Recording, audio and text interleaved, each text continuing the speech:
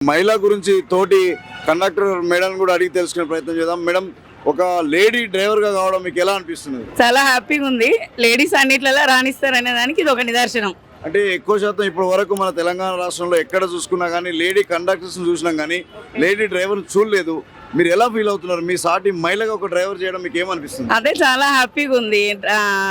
మగవాళ్ళతో పాటు లేడీస్ కూడా అన్నిట్లలో రాణించగలరు అనే దానికి ప్రూఫ్ చూపించినాం అన్నట్టు. మహిళలకు మీరు ఎలాంటి ప్రోత్సాహం, ధైర్యాన్ని ఇవ్వగలుగుతారు?